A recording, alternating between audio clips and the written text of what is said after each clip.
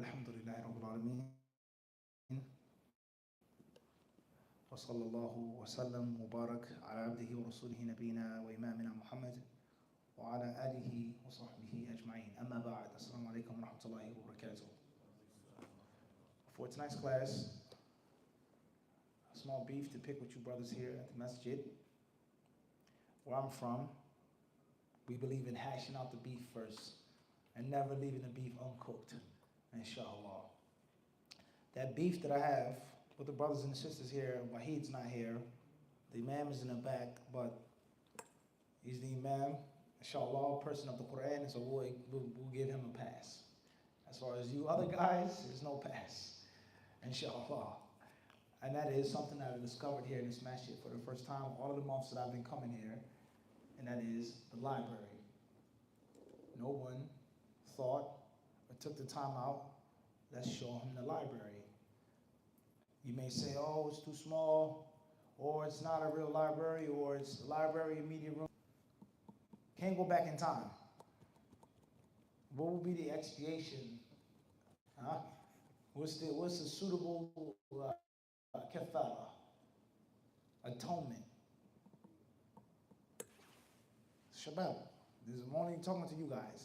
First time here, so you don't have to worry. But second time, inshallah, khair. For sure. 1, 2, 3, definitely. In the back, definitely. You? I didn't know about it. Tayyib, okay, inshallah. First time, you're good. But the nucleus here, Mahad, what will be the expiation? Allah, that's done. In fact, that boat has sailed. The fact that your sheikh was supposed to be when you first come, right? Huh? It was locked. Allahu Akbar. Tahir. We'll think of something, inshallah.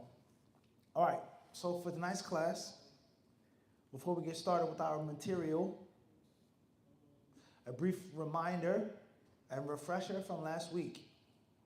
And that is A, seeking knowledge in Islam, teaching knowledge in Islam, let alone seeking knowledge and teaching knowledge of the hadith and sunnah, is by nature and default a spiritual quest upon which you are embarking.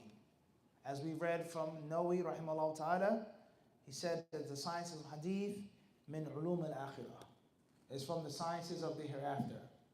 It isn't just about what you've memorized, how much you know, what you look like, where you studied, what cap you wear in your hat, a red cap, a black cap, a white cap with a tassel, what style thobe you wear, what's your race or ethnicity, what ijazah, none of that matters. Seeking knowledge of the Prophet ﷺ Sunnah is something spiritual. And you should make your intentions to please Allah, to get closer to Him subhanahu wa ta'ala, and to become a better Muslim. For those other superficial reasons, you're wasting your time. And it's going to be a punishment on the day of judgment. That's in general, for any worship, any type of seeking of knowledge, let alone hadith. So we said this last week, is that it is a spiritual thing. Secondly, the second part is that it's also a technical thing or journey. There are things that you must learn, dates, names, categories. There is effort that you must put in. There is an intelligence that is required. There is a talent that is required, etc. All right. After that, many people think and they feel that the sunnah of the Prophet ﷺ and its preservation and its conservation is something just, mystical and just something magical and something that just came and descended and floated from thin air from the heavens upon Imam Bukhari and Imam Ahmed. And they just went to sleep, and woke up Huffaz, A'immat al-Hadith. And the preservation of the deen is based off of this magical, mystical endowment from Allah. And that's wrong. The science of hadith, without a doubt, has a spiritual basis, as we just said.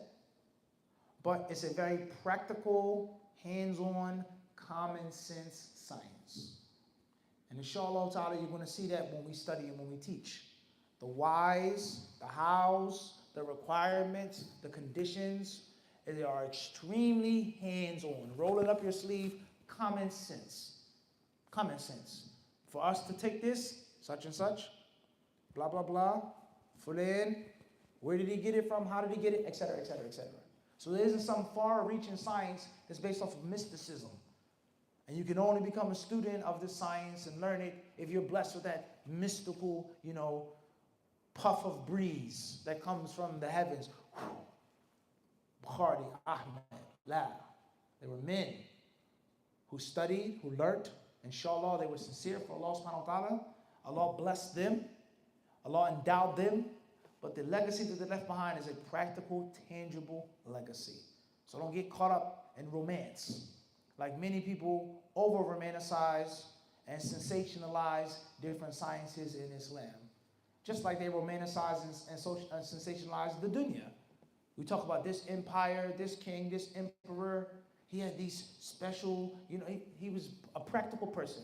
On the battlefield, in the political sphere, basic practicality for building an empire, expanding an empire, keeping that empire, and also losing that empire. There was no mystical, it was basic practical steps which led to the downfall of this empire. So beware of romance. Beware of romance. All right? And I've warned you from this. Beware of romance and people romanticizing things. And that's why athletes said 90% perspiration and 10% inspiration. Don't ever forget that. 90% perspiration, 10% inspiration. Your sweat, your hard back-breaking labor, the practical sleeves up, splinters, scratches, dusty knuckles, 90% is how you become this type of athlete or businessman or whatever. 90% of you sweating and 10% of you being inspired by this romantic story. Wow, he was this age, he was an orphan, he was stranded, he went on a bus to go meet the agent, he didn't have no way of getting back, blah, blah, blah, and he got drafted into, everyone understand this? And this is one of the problems with social media, things that are outdated, let alone the TikTok and the different YouTube shorts, in which the shorts are so quick and they're chopped and they're sliced and it makes you think like, oh, but it's a practical method to things. And that practical method is you seeking Allah's help as a student of knowledge and working hard. Working hard. Consistency, perseverance, patience, humility, and you studying the proper way. And that's very important. Okay, khairan inshallah ta'ala.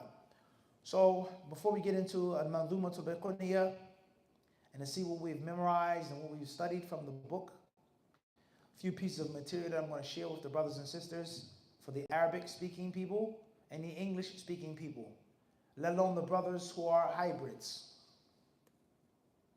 Nus Arabi, Nus Injlizi, Ruba' Thuluth, whatever your percentage is, right? This book is called Masail al-Imam Ahmad ibn Hanbal, Riwayat ibnihi Abdullah ibn Ahmad. This is a compilation of questions, problems that were presented to Imam Ahmad of the 3rd century. And of course, Imam Ahmad had many students and disciples, many people who studied with him, who came to him, friend and foe, and they asked him different things. Here, this book is the collection of questions that were presented to him by his son, one of his sons, Abdullah. Right. Now, you may say, what does this have to do with Al-Uloomul Quran? And what does this have to do with Ilm al-Hadith, the Sunnah, so on and so on and so forth? You're going to see in a second. Right. So on page 450, towards the end of the book, obviously, the beginning of the book is when we speak about fiqh and different fiqh issues. There's a chapter that says, Babu Ta'at al-Rasul, sallallahu alayhi wa sallam. The chapter, not of inheritance, divorce, buying and selling, not the chapter of funerals, not the chapter of riba, wiping over leather socks, ta'at al-Rasul, obeying the messenger. These are questions, these are discussions that took place between Imam Ahmad and his son pertaining to obeying the messenger. And the reason why I'm presenting this book, for those who speak Arabic, those who read Arabic, the Talabat al-Ilm, a scholar is going to benefit and read this book. With regards to many proofs and evidences mentioned by Imam Ahmad concerning the spiritual foundation of the sciences of hadith, and how learning about the sunnah and practicing it, that is what it means to be a Muslim. And that is the way to Jannah. Many people think and they feel studying hadith, learning the hadith is you raise your hands like this or you raise your hands like that. You put your hands on your solar plex or you put them over top your navel, on your navel, or beneath your navel. Studying the hadiths and learning the hadiths is you shave your mustache or you trim your mustache. Learning the hadith and sunnah is your pants being above your ankles or beneath your ankles or ila nis saqi. That's the sunnah, that's hadith. In this country, this is al-hadith, and these are this group and that group. But the neutral ground that we both believe in and accept is supposed to be what? No doubt about that. And if you claim or I claim I don't believe in the Quran or I don't accept that, then it's a waste of discussion. We can talk about politics, we can talk about food, culinary arts, we can talk about sports, we can talk about cars, but there's no point in us talking about religion, let alone Islam, if we're different on the authority of the Quran. So everyone who says La ilaha illallah is supposed to believe in the Quran, regardless of the interpretation and what it means. But this is supposed to be the ultimate starting point. Why me and you are differing, why we can't work together, why our masjids can't unite, why your country is being attacked and my country isn't coming to your help. Whatever the debate or the dispute is. Let's start off with the Quran. What does Allah tell us? Well, I have a different interpretation. That's fine, no problem. You have Ibn Kathir and I have my own tafsir. That's fine. But at least let's deal with the factual verses. And maybe we'll find something which is clear and strong, which will mend the rift between me and you. So that's why we're introducing this book. So Imam Ahmad, rahimahullah ta'ala, Abdullah, his son, he says, and once again, this is for every single Muslim, not just students of knowledge.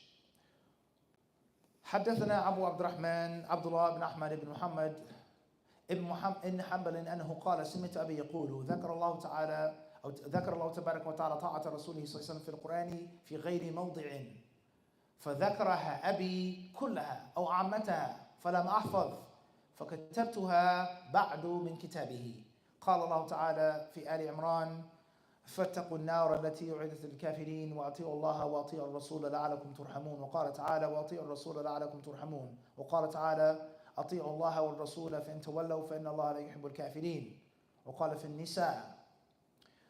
All right, so Abdullah, he says that my father said, I heard my father saying, Allah subhanahu wa ta'ala has spoke about obeying the messenger in so many different verses. And my father mentioned all of them, and if not, most of them. But I didn't memorize all of them. But I acquired them, I wrote them down afterwards, after my father verbally recited them to us. And here we are. So Imam Ahmad, rahimahullah, he quotes from Al Imran, An-Nisa, and he goes in surah after surah, surah after surah, verse after verse, that makes it A, incumbent to obey Allah and His Messenger. B, verses that only speak about obeying the Messenger, in which obeying Allah isn't even mentioned. C, verses that state if you obey the Messenger, you will be guided, you will receive mercy, you will be successful. You cannot be a believer if you don't obey the Messenger of Allah sallallahu alaihi wasallam. And the Messenger of Allah is a good example, etc., etc., etc., etc. So why should we study these books? Why should we practice this information? Why do I dress like this? Why do I pray like this? Why? This is why. Once again, proving it is a spiritual journey. And it isn't just about sound bites. Fulan, Alan, shave the mustache, trim the mustache, Saudi thobe, Egyptian hat. La. That's a trick of the shaitan. It's about worshiping Allah correctly and inshallah going to Jannah. How can a Muslim obey the messenger, follow the messenger, if he knows nothing about him? if he doesn't know what the messenger has said and told him to do and what not to do? Mathematically, that's an impossible equation. So therefore, A, based off of the Quran, only the Quran now, no interpretation, just the Quran clearly states, verse after verse, we have to know something about this man, Muhammad. And we have to have a special relationship with him, to obey him, respect him, listen to him, take anything that he gives us, etc. We agree, me and you? All right, we agree. We're still in midfield. My question to you is, how do we find out how to obey him and listen to him and submit to him and take his guidance? If he has common sense, he has to say, there is in a location. All right, where's that location? What is that location? You may say, I don't know. And I say, well, can I show you where you can find all of that information? Would you be willing to read it if I provided you with the information? If he's sincere, he's going to say what? He's going to say yes. And bang, here we go. Well, how do you know that that's authentic? How do you know that wasn't made up? How do you know that this group didn't fabricate this hadith and use it for their political cause? The followers of Ali, the followers of Muawiyah, as we mentioned in the battles, or the Hanafis and the Shafi'is, or the Arabs and the Persians, etc., etc. People are fighting who have beef. And that leaves only one logical question, which is what? Ilm al-Hadith, Ilm al-Rijal. Everyone understand this or not? If he's sincere, he's going to empty his cup and say, pour what you got. Let me check it out. Let me think about it. Let me look into it. I'm not convinced yet, but it's very interesting. I never heard that before. And of course, if he wants to argue and fight and debate and prove that he's wrong, prove that he's right and I'm wrong, then he's going to say, it's nonsense. Then we say, what? Starahna. Hands are washed. Why don't you cooperate with this masjid? Why can't you do? Because we tried. They're unwilling to follow the truth that has been clearly, logically presented to them. You guys with me or not? Everybody understand this? So therefore, if you have this source as a student of knowledge, as a talib al-ilm, it's an excellent source, and not too many people mention this or even know about this. If you had to do a class, if you wanted to write a book on all of the verses about the Sunnah and the Prophet, here you go. All in front of you, laid out simply and easily. And of course, from an early scholar. Not Ibn Taymiyyah, not Ibn Abdul Wahab, not Uthaymeen, not Bani, not this one, Ghazali, someone over 1,000 years ago, clearly showing you, all right, the pedigree of scholarship. All right, so that's one source for students of knowledge. If you can make umrah, if you have family members or friends in Egypt, if you can get the book online, whatever the case may be, this is the book. And for the brothers who don't know here in Bayonne, for the many, many years that we've been teaching, we always try our best to share sources with the listeners and the learners. And we never ever wanted to be just listen to me, take from me. But we always try to plug you in, the plug, all right? That wasn't prepared. I happened to have this in my pocket, all right? All right? Wallahi, it wasn't a prop. I'm going to pull out my plug, okay? But the brothers can be witness. We always try to give you the access yourself.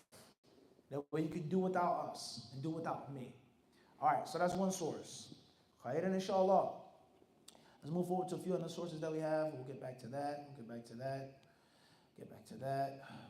We'll get there. All right. It's an excellent book in English.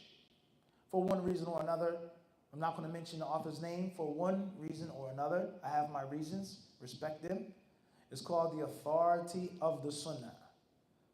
This is an excellent source in the English language with regards to why hadiths, why sunnah, how hadiths, how sunnah. And this author here, in my humble opinion, does an excellent job in explaining how you can't properly understand the Quran without hadiths. It's impossible. And then one who rejects hadiths and rejects the sunnah, the whole scale, and says Islam is just the Quran, can't be a Muslim. All right, perhaps we'll come back to that.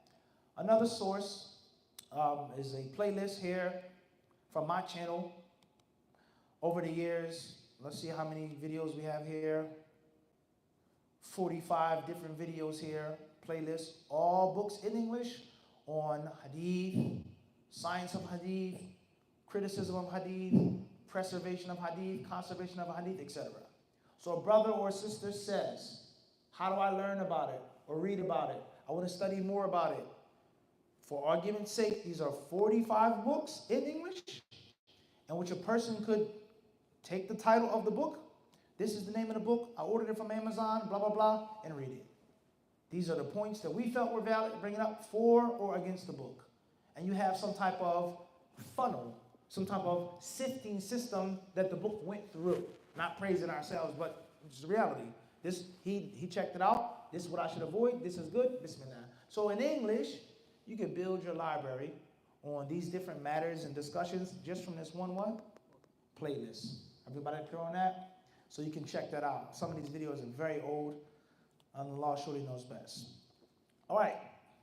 In Arabic, back and forth, with regards to how the Sunnah was conserved and preserved, and why we need to be studying it and learning it and memorizing it. There's a very excellent book which is called تدوين السنة النبوية نشأته وتطوره من القرن الأول إلى نهاية القرن التاسع الهجري. تدوين السنة. This is for the Arabic speaking brothers, not the English speaking brothers. Another book, and there are many in Arabic, السنة ومكانتها في التشريع الإسلامي. An excellent work. That's the name of the book, and there are many, many, many, many others. These are just a few for those who have a greater appetite in reading for themselves, by themselves. All right. Khair, inshallah. Back to English. It's a book that I wrote some years ago. In my humble opinion, it's an excellent book for the beginner in the English language. It's called The Disciple's Primer. The Disciple's Primer. A primer to prime you, to introduce you to this field if you want to be a disciple of knowledge and hadith. A pocketbook introduction to the science of hadith. Pocketbook introduction. Not extensive, not exhaustive, not voluminous, not groundbreaking. Introduction. A handbook for you to get your 2 feet wet and hopefully go deeper into the water on your way to becoming, inshallah, an Olympic swimmer. Wallahu ta'ala a'lam. All right. See, all right, here's the actual book. It's only 38 pages. So if it's double-sided or whatever, that's what? How many pages in reality? How many sheets, excuse me, roughly, all right? You can read that, literally 38 pages, you can read that in 4 days. in an hour. The time it'll take you to eat a burger and fries. A greasy lunch. Okay. Now, the book is old.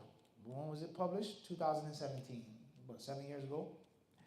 Let's see what the Miskeen author, may Allah hide his faults, said.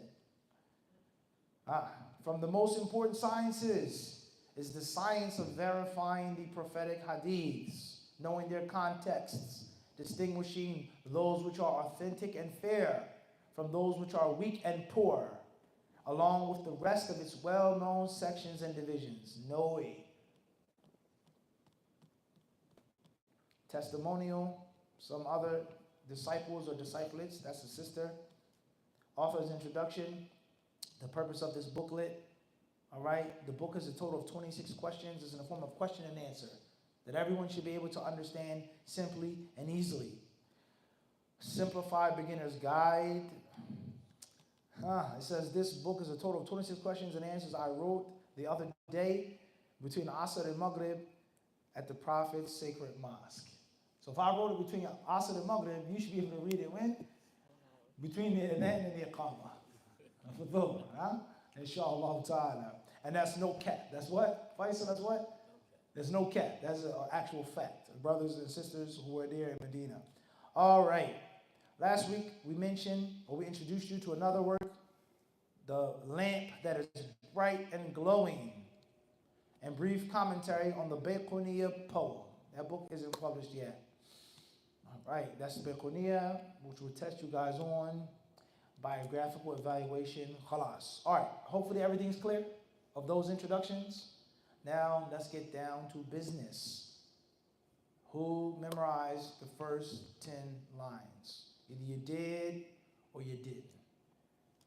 Do or do not, there is no try. A wise being once said, whether he's a man or not. Okay? Do or do not. What? There is no such thing as I'm going to try. Everybody understand this? Allah Azza wa Jalla, He told Maryam to do what? وَهُزِّي إِلَيْكِ بِجِذْعٍ. Allah said, shake the base of the palm tree. And what happened? Fresh dates. Delicious dates will what? Rain down upon you. Allah didn't tell Maryam, try. You're a woman. No pun intended or disrespect to women in 2024, I don't want to be a misogynist, whatever the case may be, misogynist, but let's just keep it real. You just gave birth to a child by yourself, anxious and scared, afraid of people claiming that you are an impure woman. A man couldn't shake a palm tree and have dates fall upon him. Even if you have the strength to shake the tree, the trunk, the dates are connected by what?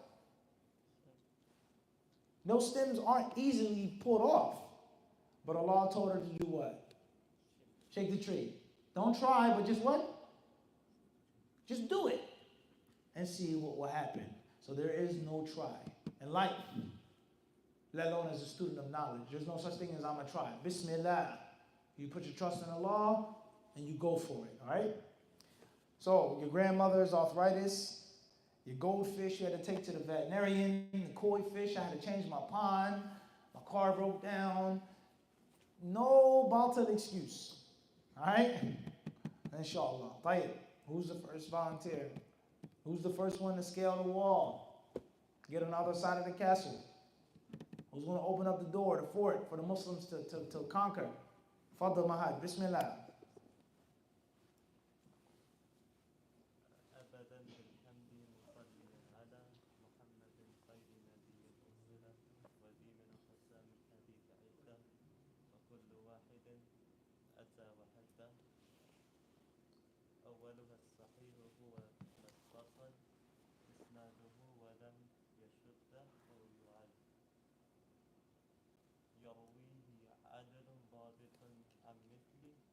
عن مثله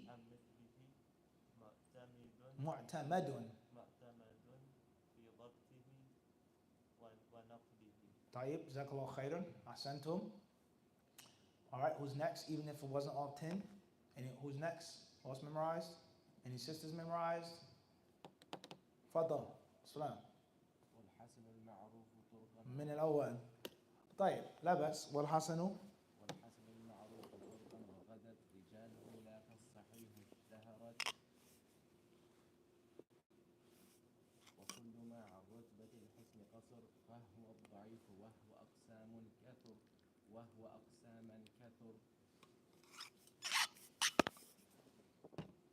طيب جزاك الله خيرا. So that's good. It's always, inshallah, you tighten up. You lay the layers of paint, you coat it, you smooth it out. Keep making review, keep making review. But it's clear that you put in the effort. All right, who's next? Anybody else? Only 2, 3 is the sunnah. We need an odd number. Allah loves witr. Abdurrahim. Hafizta. Did you memorize? No. Talib. No, we need a third, inshallah. No one else memorized. And then Victor. All right, inshallah. All right, no problem. So next week, inshallah, for the brothers who did memorize, the next 5 lines. The next 5 lines. And the brothers who did not memorize, obviously, bring something to the table, inshallah. La yustata'ul ilm. Knowledge can never be obtained through comfort and relaxation. And there's no need to quote this one and that one, Arabic and English, language and English culture. No pain, no gain. It's that simple. The more you sweat in the dojo, the less you bleed on the battlefield. It's a principle. The harder you work and practice, the less you suffer in real life game time. All right? So the effort that you put in is only benefiting yourself. All right? Benefiting yourself. You've been to school, college, got married, you have a driver's license, blah, blah, blah. You have this achievement. I made this, I did this. MashaAllah. But just think about how good it would feel. You say, I memorized something in a different language. I have a book that I know by heart. It's not the intention to show off or to boast among people, but just think about the self-gratitude. How many people can say that nowadays? How many non-Muslims? Muslims, who can say you memorized the text from hundreds of years ago by heart? So that is a very good feeling. And inshallah, that good feeling will lead you to doing more. So seeking knowledge, memorizing is a benefit not for the teacher, not for the class, not for YouTube or TikTok or Instagram, but it's a benefit for you, yourself. And if you don't put any effort, if you're lazy or lethargic or you make excuses, you're only hurting yourself. All right. Khayr, inshallah ta'ala.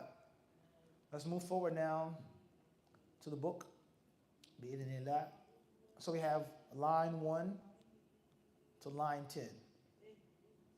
So the author, may Allah have mercy upon him, he says, Abda'u bilhamdi musalliyan ala Muhammadin khayri nabiyyin ursila. All right.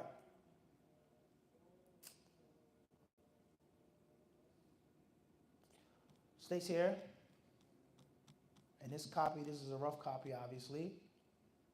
It says, I begin this poem by praising Allah, sending salutations upon Muhammad sallallahu alaihi wasallam, the best prophet sent. In this poem, there are a number of the types of hadith. Every one of them will come as well as his definition. The first of the types of hadith is sahih, and it has a connected chain, and it is not contradictory, nor does it have a hidden defect. It is narrated by one who is upright and precise in his memory, from those narrators who also have these qualities, reliable in his precision as well as his transmission. Hasan is the grade, etc. We don't need to get caught up in the translation right now. What's important is line 1, and we'll try our best to keep things simple and summarized, is the introduction. The traditional introduction of beginning your speech, your khutbah, with praising Allah and sending prayers upon the Prophet sallallahu alaihi wasallam in general. Abda'u bilhamdi musalliyan ala, etc. Number 2, line 2 is the introduction to the poem. And what is the poem about? وَذِي يعني وَهَذِهِ الْمَنظُومَةِ.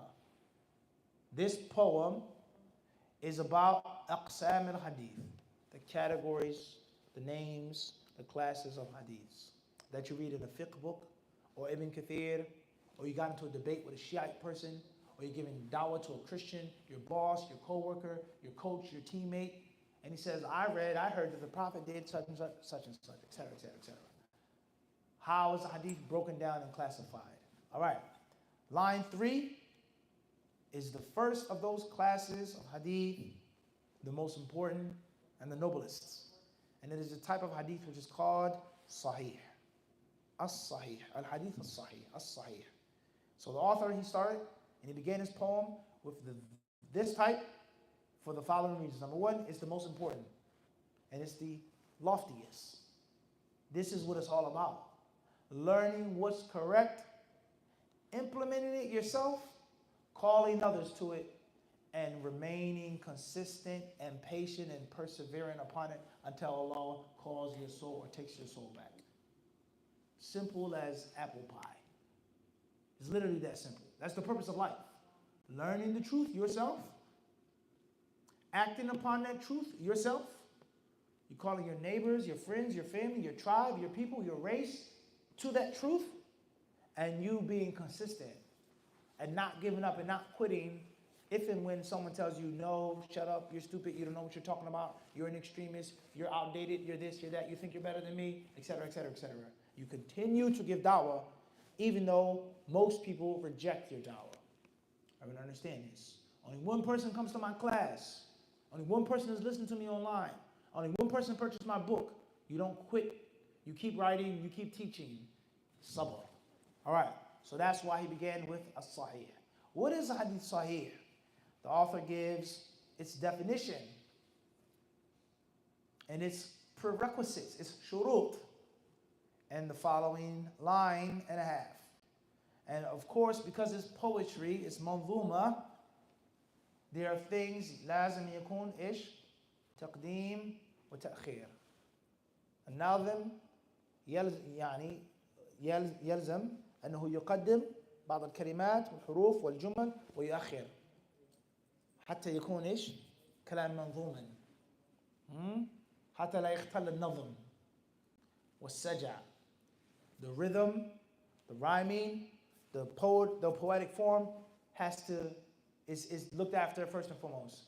So for argument's sake, if hadith sahih has 4 conditions or 5 conditions, here the author is going to put condition 3 first, or condition 4 before condition 2, for it to flow.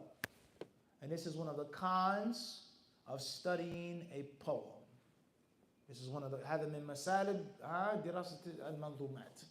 Is before you get into the actual explanation, you have to have the tahleel of kalam al-manzoom.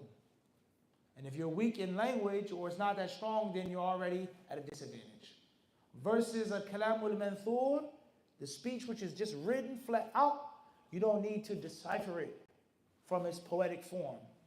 All right, moving forward. And of course, we know in poetry people use slang. Moving forward. So line 3, the author speaks on hadith sahih and its definition. What is hadith sahih? What makes hadith sahih? He says, وَهُوَ, once again, it's poetry, مَتَّصَل, or 1, it's the hadith that's continuous. It's the hadith that is connected. It's the hadith that's in line. It's the hadith in which its links or knots or its thread is back to back to back.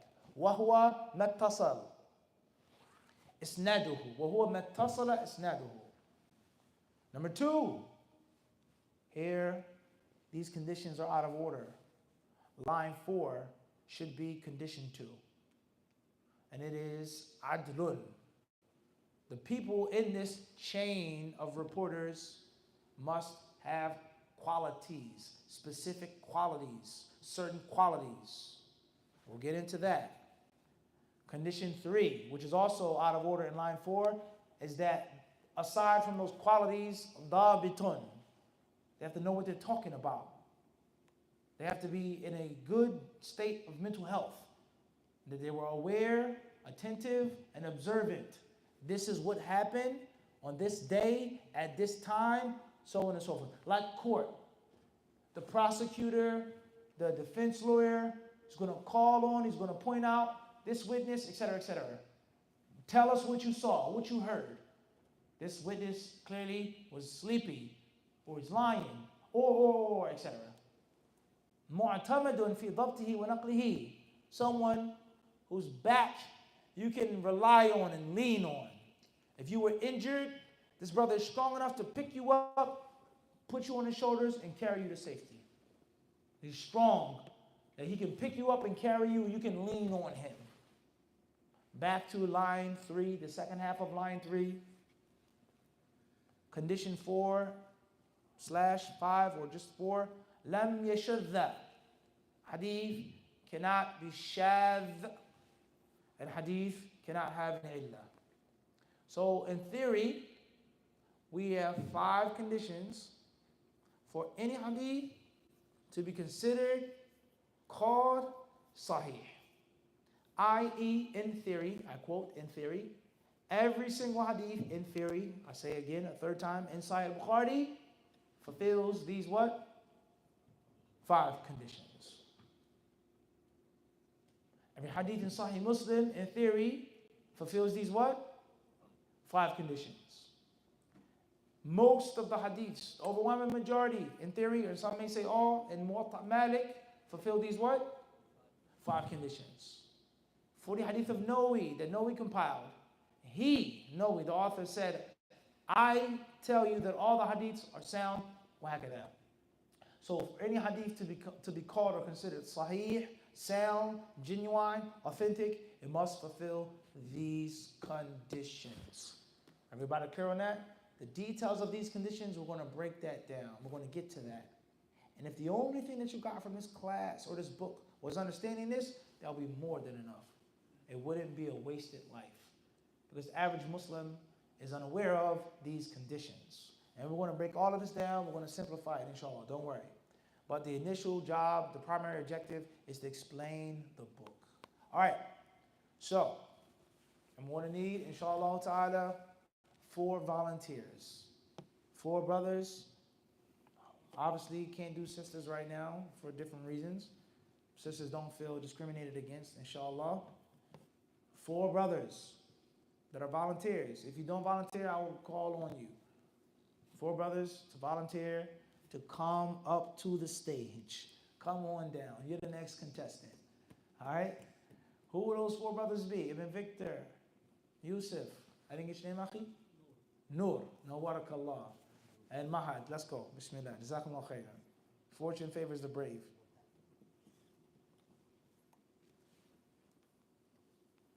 All right, so whenever you have a recipe, right, they tell you what you're going to need, the time, ingredients, blah, blah, blah, blah, blah, blah. So I have my 4 brothers. You can just stand in like a line, inshallah.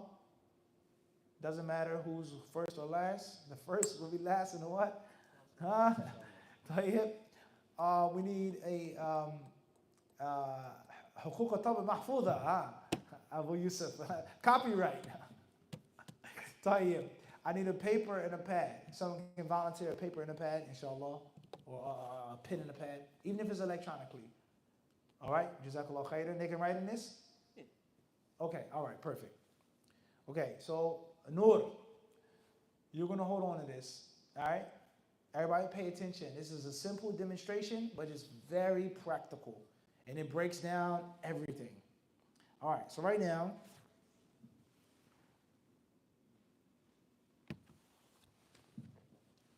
I have one brother with a book and a pen. His name is Noor.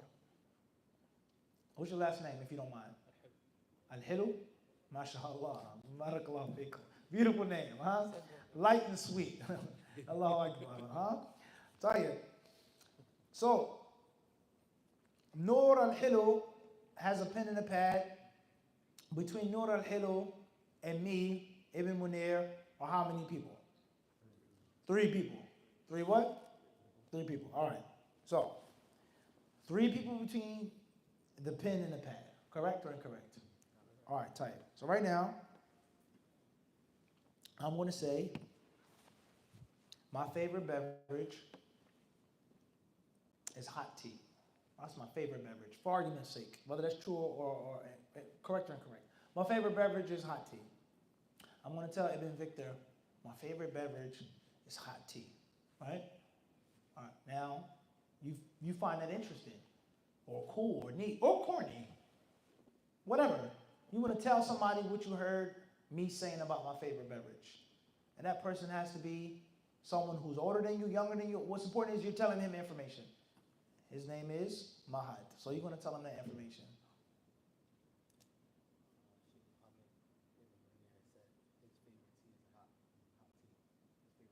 Whoa, stop. Oh, man. Good lots. You told him, that's it. All right? Pay attention now. This is quick, alhamdulillah. All right, Mahad, you pass it on to Yusuf. His message? Yes, because you didn't meet me. Right? Everybody clear on this? You didn't study with me. For argument's sake, you don't know me. Everybody clear on this? You got to raise your voice for everybody to hear. Ibn Victor said that Sheikh Muhammad ibn Munir's favorite tea beverage is hot tea. All right. Did you tell him where you got it from? Yeah, Try it one more time. Tell him, not us. I did. In one stroke. Fadda. Ibn Victor told me that Now, wait. The first time you said. Which one? He said or he told you? 2 different scenarios. He said, you read it on Instagram or TikTok. Or he told you directly. Which of the 2? he told me. Well, that's what you're telling Yusuf then. Ibn Victor told me that Sheikh Muhammad ibn Munir told him that his favorite tea beverage is hot tea. All right, طيب. Nur al-Hilu. Now you're going to write that down. You're going to write down, Yusuf told me, comma, that Mahad told him, comma, that Ibn Victor told him, that Sheikh, you added that Ibn Victor, I said Muhammad ibn Munir, said, my favorite hot tea is hot tea. No problem, that's what was said, right? He said hot tea beverage. It's alive. Hot tea beverage. Which one? What did I say initially? My favorite what? I never even said hot tea first. Your favorite beverage. Aha. Not my favorite hot tea beverage. Correct or incorrect? All right, so you got everything written down? Ask your guy. He's your guy. Sheikh Muhammad ibn Munir.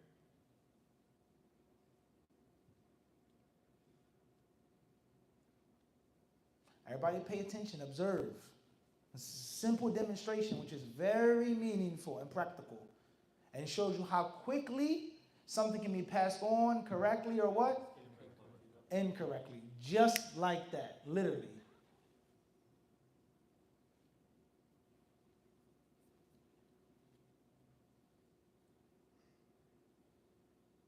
You got it, Noor? You done, Noor? All right, Yusuf, Mahad, Ibn Victor, have a seat. Now, Noor, you're gonna pick 5 people. Just point at 5 brothers to come and sit at your feet. 5, quickly. Yalla.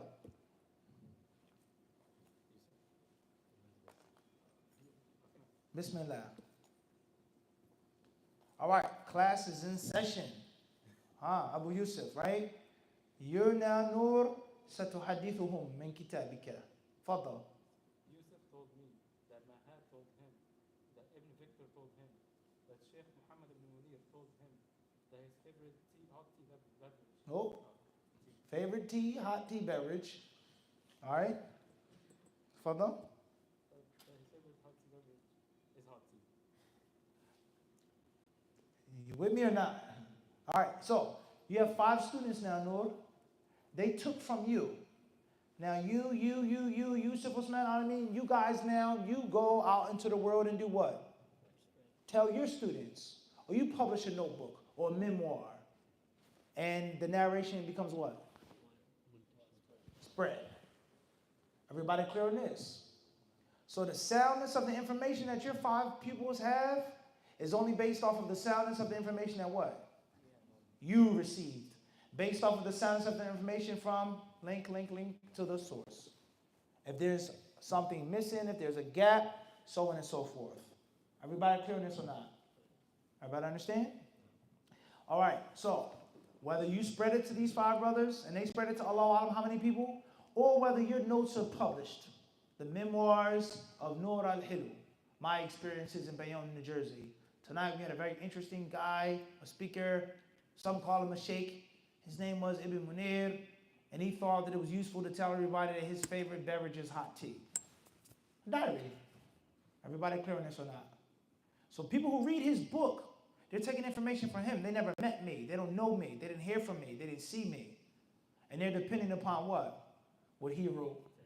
But between him and me, there has to be what? A chain of reporters. Nur al-Hilu could say, I think Sheikh Muhammad ibn Munir's favorite beverage is hot tea. Or he could guess, take a lucky swing at it. Tea, obviously, is the 2nd most consumed beverage in the world after water. So if you have the top 3 beverages in the world, let alone the top 5, it's easily to do what? You can easily give it a shot. He likes tea. And there's a big percentage of you being right. Or he could say, I had a dream that he said his favorite beverage is hot tea, etc., etc. Versus, I heard from someone who heard from someone who heard from someone who had direct human skin-to-skin contact with him saying, My favorite beverage is hot tea. You guys with me or not? So before we go back to the book, Bayquniyyah, Imam Ahmad, Fulan, this one and that one, we see from this basic demonstration the waqi'iyat of a narration of ilm al-hadith is that it's practical. The information has to come from what? Somebody. And if the information came from somebody, what is the nature of that or those somebodies? So stand back up, please. So right now, if Yusuf, may Allah prevent ma'adallah, let's say he's a liar, a habitual liar. He just likes to lie, unfortunately. The information that Nur al-Hilu got could be a truth or it could be a lie. Are you going to risk it? Publish something that could be a lie? I know Muhammad been here for 20 years. The man, he only drinks Perrier water with lemon. Yeah. I never saw him drink hot tea. What are you talking about? Or Mahad made a mistake. He stuttered. There's a speech impediment.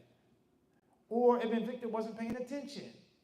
Or Mahad, may Allah prevent, let's say he has a drug addiction.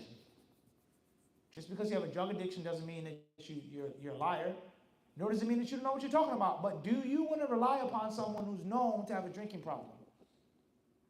Or Yusuf is known, or Ibn Victor, even better, he has a personal problem with me. It's well known that me and him don't get along. We got beef. So what's the chances of him saying something about me that's accurate and fair? Maybe, or he may what? Well, I get that. Spread a lie. Muhammad ibn Nir's favorite drink is Pepsi. And he supports Pepsi no matter what. I'm not boycotting Pepsi. I don't care. Blah, blah, blah, blah, blah, blah. It's possible. Possible or impossible? So therefore, for Nur al-Hilu to have accurate information, valid information, he has to have some tangible, hands-on insurance policies. Between him and me are people. I never met him. I never lived with him. He died years ago. He's from a different state, different country, different race, etc., etc., etc., etc. So the insurance policy to make sure that the information is sound and accurate has to be people. Walking, talking people between him and me. And those people is what is called al-isnad. Al-isnad, a sanad, the chain of reporters. So the first condition for Sahih Hadith, according to the author, وَهُوَ مَتَّصَلَ إِسْنَادُهُ, is that, number one, it has to have a chain, and that chain must be what? Continuous. You three guys sit down, quickly. Charlie, you're going to exercise tonight. Nur al-Hilu says, Muhammad ibn Munir said, I love to drink hot tea. Maybe right, maybe wrong, could be true, could be false. He never met me. He's from a total different generation. He never came to New York City. I never came to Bayonne, etc., etc. Where is he getting that information from? So if someone has a hadith, in which they say that Muhammad did this, he killed these people, or married this woman at this age, or, adinul mu'amala, adinul nadafa, Iman is in the heart, etc., etc. The first condition, the first requirement for us to verify what you're trying to say about the Prophet Muhammad, good or bad, friend or foe, has to be what? Has to be what, guys? The chain to exist, first and foremost. Let alone is it continuous or lacking continuity. But it has to be a what? A chain of reporters. Between Nur al-Hilu, who's Malik, we did the Imams of Hadith, Bukhari, Ahmed, Ibn Khuzaymah, Ibn Hibban, all those scholars that we taught you about. For him to have a book, he has to have a chain. And if there's no chain, then a hadith is useless, literally. It's of no value. So on a practical level, you're talking to your Catholic grandmother, you're trying to give her dawah. And she says, I heard at the Catholic Church that the Prophet Muhammad said this about Christians. Okay, where'd your pastor or father, where did he get it from? Oh, he just said it. It's well known that Muhammad said this about Christians. Okay, grandma, that's great. The cake is good, by the way. The coffee is really good. But can you go back to your pastor or whatever, and can you ask him where he got that from? So she goes back, she goes to Mass. He says, oh, well, I heard it. I read it online, and, that Muhammad said this about Catholics. Okay, where'd you get it from? Oh, So if you got it from someone who's a liar, someone who hates the Prophet Muhammad, that's irrelevant, that's secondary. If you have no one between you and Muhammad, then you aren't responsible for even explaining or dealing with that supposed statement of Muhammad. All Catholics are going to hell. Maybe that is true. But if you can't provide me with a chain of reporters, I don't have to make any excuses for the Prophet. What did he mean by that? Can it be proven that he said it with at least a chain? No. Next. Everybody clear on this? You guys with me or not? So the condition number one is that the hadith must have a chain of reporters. The chain of reporters in itself has to be what? Muttasil. And what's meant by continuous is that every link is directly touching the next link. Ibn Victor heard, saw, read from me directly.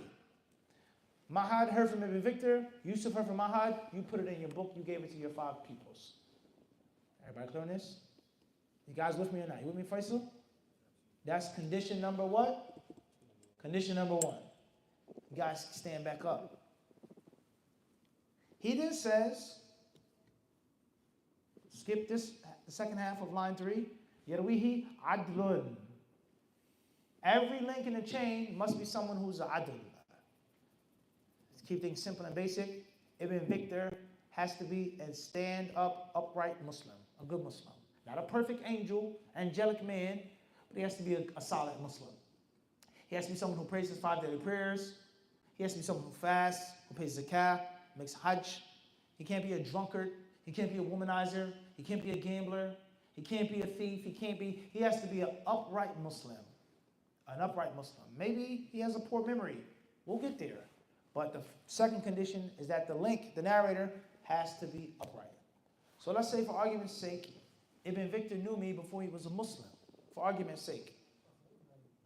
Before he was a Muslim, he felt out my love, affair, my passion for hot tea. For argument's sake. And then, for argument's sake, may Allah prevent, he's still not a Muslim, and he tells Mahad. The information will be what? Useless. Red X. But if he was a non-Muslim, and he heard me say that, then he became a Muslim afterwards. After he heard it, the information will still be valid. So, Ibn Victor, Mahad, Yusuf, all have to be Muslims. They have to be of age, pubescent, and they have to be sane. And they have to be good, God-fearing Muslims. Everybody clear on this or not? For us to have some confidence in what they're saying. A pious man could make a lie. But the chances of a pious man lying, the chances of a pious man lying on the Prophet, slim to none. A chances of a drunkard, a womanizer, a gambler, a thief, lying, they're what? They're higher. Even though a gambler could tell the truth. I'm a drunkard, but I'm not a liar. We said, right? But we can't even rely upon that. It's just too shady from the get-go. Dabitun, he then says, and every narrator must be accurate. You got to be accurate. Your eyes had to be open, your ears had to be open when you encountered me. And that you know what you're talking about is that I was talking about tea. Whether tea, hot beverage tea, what's important is tea. Not coffee, not water, not soda, not a soft drink, not iced tea, but what? Hot tea. Everybody clear on this? Is that you are aware, you are paying attention, and you memorized it or you wrote it down correctly and accurately, and you passed it on what? Accurately, just like you heard it. Without changing, putting, taking anything.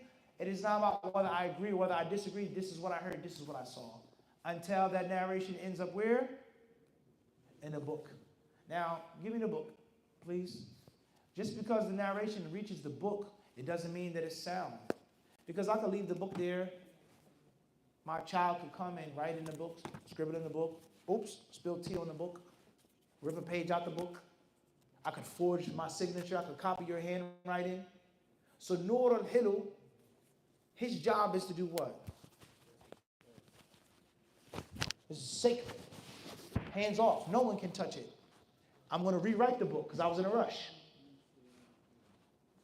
I'm going to type out the book until I publish it on the internet, so on and so forth. And I have to make sure that what I heard, I actually what? Wrote down. All right. So condition 1 is what? Hadith Sahih has to be what? Chain that's continuous. So you sit down, Mahad. Yusuf, you narrate from Ibn Victor. Ibn Victor, you narrate from Ibn Victor. Did you meet Ibn Victor? No, you didn't. You can't say Ibn Victor told me, because if you say that, you'll be a liar. But instead, you'll say what? Ibn Victor what? Said. Who did he say it to? What's important is what? He said it. So if we discover later on that there's someone between Yusuf and Ibn Victor, then that hadith can't be accepted. Can't be used. So the chain must be continuous. A. B. The links in the chain, the narrators have to be good Muslim men. C. Or 3. Righteousness isn't enough. MashaAllah, your beard, your sajda mark, your thobe, your mustache is trimmed, your hat, that's not enough. But you have to be accurate. And just because you're pious doesn't mean you're intelligent. And it doesn't mean that you're observant. As we see, people talking in a class. Impossible to talk in what? Pay attention. Yusuf, you had to go out and use the bathroom really quick. You came back in and you missed something. So righteousness and accuracy. Everybody clear on this? Everybody paying attention? Righteousness and accuracy, every link in the chain. Standard conditions. Back to line 3. How many conditions do we have so far? 3. Back to line 3, the author says, Isnaduhu, we're finished with that. وَلَمْ يَشُدَّ أَوْ يُعَلْ. The hadith, it cannot be irregular. It can't be weird. It can't be strange. It can't be peculiar. Even though it looks to be sound. Ibn Victor, Ma'ad, Yusuf, in the book of Nur al-Hilal. Sahih.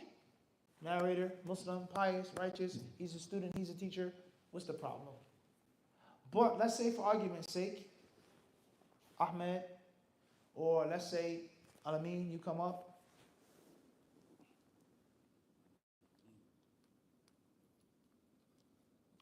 You stand there, please.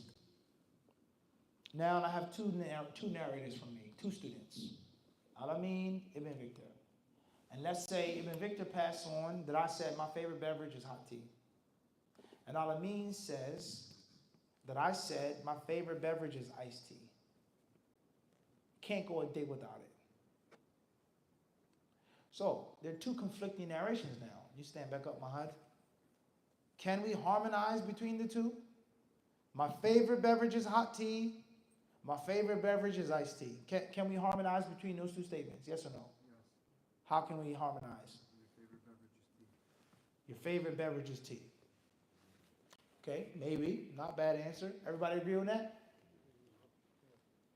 Okay, so there's a problem. My favorite thing to drink is tea. If I said that, Ibn Victor, he interpreted and said hot tea. Muftis, Kung Fu, Chinese, blah, blah, blah, blah, hot tea. And Al-Amin said, nah, I've been with Mufti, I traveled with him. He always asks for ice. But for argument's sake, I said what? Tea. Possible to harmonize between the 2 or not? Definitely, for sure, easily. He narrated cold, he narrated hot. It's all under the umbrella of tea. ايش يضر؟ ما يضر، صح؟ However, أنا صرحت. I frankly mentioned what? Hot tea. And he's saying that I frankly mentioned what? Cold tea. So harmonize between those 2 statements is a little what? A little challenging. So Al-Amin, Ibn Victor, Muslim, of age, sane, pious, accurate. We can't just say Ibn Victor lied. We can't just say that Al-Amin made a mistake. We can't just accuse them of being wrong. They fulfill the conditions. But the reports conflict. So Ibn Victor told Mahad hot tea, and Al-Amin, you have 2 sheikhs now, 2 teachers. And you also told Mahad what? You said iced tea, cold tea. So you have 2 sheikhs that you took from. Which of the 2 narrations is sound? They're both trustworthy narrators. They both fulfill the conditions, as we've just explained. They pray, they fast, they make hajj, they make zakah, but there is a discrepancy in what is said. What do you write down in your book? You write down both narrations. Are they both sound? Two different versions? One time, Mufti told Ibn Victor, hot tea. No big deal. And another time, another trip, another masjid, I told Al-Amin, iced tea. Or I didn't even tell him. He traveled with me and he saw me drinking iced tea. No biggie, no big deal. But the problem is that I only confessed my favorite beverage once. I don't like sharing personal information on YouTube. I only said it one time. So it's no way that I could have said what? Both things in the same city. Or maybe I did. Maybe what? Maybe not. That's the game now. So one person comes along, Nur al-Hilal says, I'm going to take Al-Amin's narration. No disrespect to Ibn Victor. He's trustworthy. He's a good narrator. But I know Al-Amin knew Muhammad ibn Munir longer. He made hajj with him. He traveled with him. He's been with him longer. So the chances of him making a mistake and not knowing him as well as Ibn Victor knows him are, for argument's sake, slimmer. And once again, it shows us the aqliyah, the intellectual practicality of hadith science. This is not some mystical, blow and laugh. It's practical, all right? So who's wrong, who's right? We don't know for real, but there has to be something that tips his narration and, causes his to trump. And for argument's sake, you're going to go with the fact, or even one of your students from him, because he wrote down both narrations. And you're going to say, this narration isn't sound. What do you mean? Yusuf, Mahad, Ibn Victor, sound. No, I have another report that I got from another teacher that Al-Amin said, my favorite beverage, hands down, is iced tea. Al-Amin knows Mufti, he knew him longer. He's from Queens, Ibn Victor's from the Bronx. Blah, blah, blah, blah, blah, blah, blah. You have to bring points that's going to tip the scale of his narration over his. Everybody clear on this? So the condition of the hadith to be sound, even though it looks sound, it can't have any peculiarities. It cannot be something which is irregular, even though it looks outwardly good. And a simple basic example of this is buying used electronics. Or a used car, even better. Car looks good, smells good, they did a great job on the detailing service. You're going to go buy a used car. Why buy a brand new car? Why pay all of that money? You can buy a perfectly good, pre-owned car, not a used, pre-owned. And you get to the place, and you call your uncle, hey, uncle, I just found this 2024, blah, blah, blah, blah, blah. It's a nice deal I want to get. He said, wait, slow down, nephew. What do you mean? It's perfect. The guy, he told me I took it for test drive. Slow down. I'm on my way to the dealership. Send me your location. Uncle was older than you. He's been driving cars before you were in Pampers and diapers. He was driving illegally. He was riding dirty when you was what? In diapers. He knows the ins and the outs of cars. He speaks to the used car, or the pre-owned, not used, right? Pre-owned car salesman. He knows the ruling of the car just by speaking to him. His smile and his handshake. He knows that this guy is what? But for argument's sake, he says, okay, nephew, you want to get this car? Yeah, it's nice, it's a good price. Cool, let's get in the car. All right, no problem. Do me a favor, nephew, what's that, uncle? Press the gas a little harder. What do you mean? Just go 10 miles extra. Then you go 10 miles extra, you start to hear something. Or the car stutters, or it jolts, or whatever the case, or you brake. And you say, see that right there? Something's wrong with the car, the ignition, the alternator, the transmission, etc. But outwardly, the car seems what? Totally sound. He's Salima for 5. 9 out of 10 boxes, checked. Well, this one box, something is off and something is hidden. Something isn't making sense, something isn't adding up. Somewhere, somehow down the way, somebody messed up. And that is these trustworthy narrators, him narrating from me, my favorite beverage is coffee. And it's well known that his favorite beverage is tea, hot or cold. But the person who said coffee isn't a liar. The person who said coffee isn't a what? Isn't majnoon. They aren't majnoon. There's not a fasiq. He's a good Muslim. But somehow, some way, somebody did what? Mess up. How did he mess up? That's secondary. What's important is we can't accept the narration. You can't buy this car. Even though it looks good, it smells good, it feels good. But there's something irregular, there's something wrong with this car. That I haven't gotten to the bottom of it yet, but I know that it's there. Everybody clear on this or not? So for the hadith to be sound, all of these boxes must be checked. This chain, the quality of the narrators in the chain, and the nature of the report. What's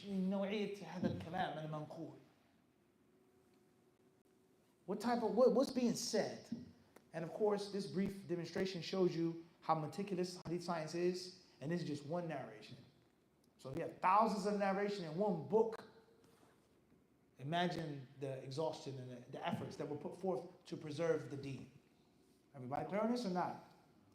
So for argument's sake, Ibn Victor, you sit down, Al-Amin. Ibn Victor, well, I'm saying, I love coffee, alhamdulillah. Best coffee I had in my life was from Ethiopia. I had good coffee from Colombia. Coffee is nice, blah, blah, blah. I like coffee with milk and cream, sugar, da da da da da da da da da da. Now, Mahad, you're going to excuse yourself to go use the bathroom. You're going to excuse yourself first. Excuse me. Tfaddal. He goes and he uses the bathroom. He makes wudu. He goes to, freshen up his little tired, long class. All right? He left out hearing me talk about what? Coffee and how what? Delicious it is and how what? Etc., etc., etc. Coffee, coffee, coffee. Now you come back.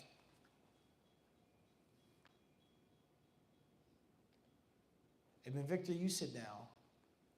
What was the class about? You ask him, Yusuf. What was he talking about tonight? Aha. I stepped out. Did you step out in the bathroom the whole class? Yusuf, ask him. You didn't hear anything? You didn't ask him. You didn't hear anything from the whole class? Something about coffee, but I was. What about coffee? What did you hear about coffee? Allahu Akbar. Coffee. All right, you saved by the end, man. Mine's a little clever, huh? Allah Akbar, Allah Akbar. Al-Muhim, we'll stop here tonight.